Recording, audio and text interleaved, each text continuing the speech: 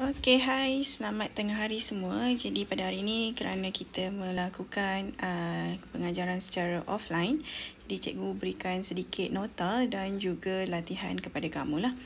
Jadi latihan kita pada hari ini ialah berkenaan dengan kata hubung. Jadi jika dilihat pada paparan skrin, okey, kata hubung, okey. Kata hubung ialah digunakan untuk menghubungkan dua ayat atau lebih. Jadi, menghubungkan dua ayat atau lebih. Maksudnya kata hubung ni dia akan berada di tengah-tengah ayat lah.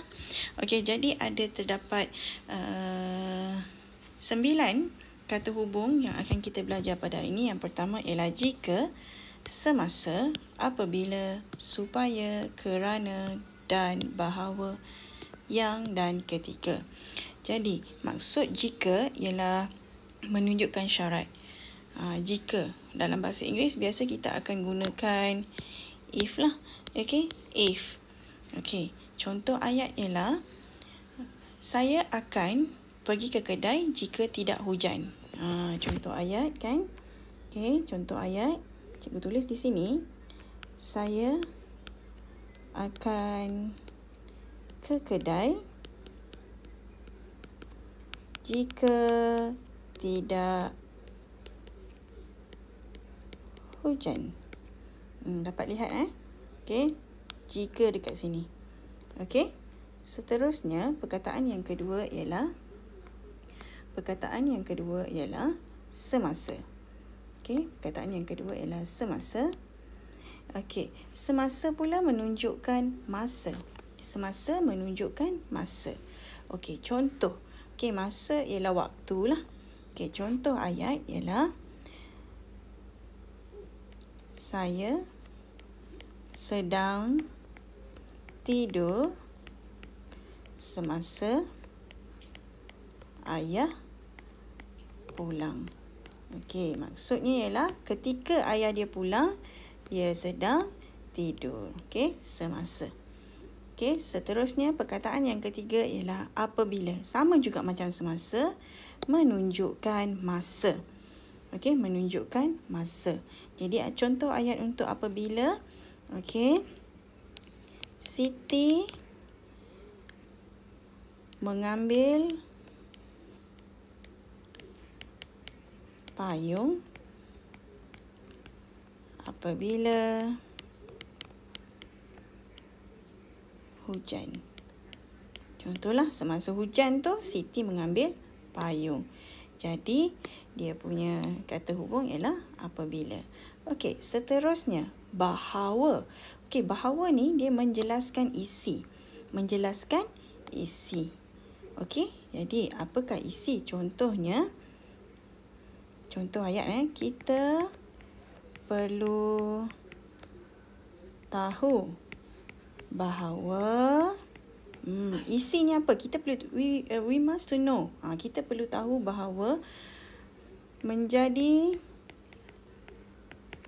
murid cemerlang kita perlu berusaha. Maksudnya kita macam menerangkan tentang sesuatu isi itu. Okey, itu contoh ya. Okey, bahawa. Okey, seterusnya dan. Dan yang paling senang lah. Paling senang ialah kata hubung dan. Okey, ibu dan ayah pergi ke kedai. Maksudnya kita akan menggabungkan dua unsur yang setara. Okey, dua unsur yang setara, ibu dan ayah. Okey, dan. Jadi penggunaan dan di situ. Okey, seterusnya kerana. Kerana. Kerana ni menunjukkan sebab. Okey, sebab, because, sebab. Okey, saya pulang ke kampung. Kenapa kamu pulang ke kampung?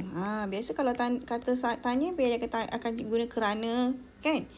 Okey, mengapa? Okey, jadi saya pulang ke kampung kerana mahu berjumpa datuk dan nenek.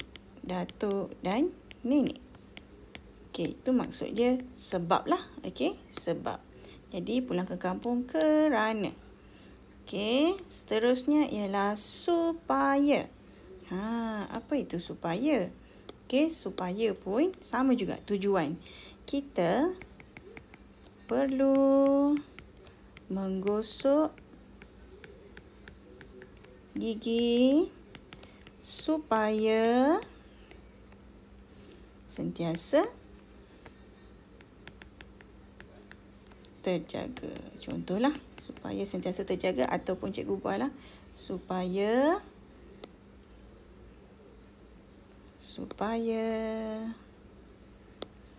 gigi kita bersih.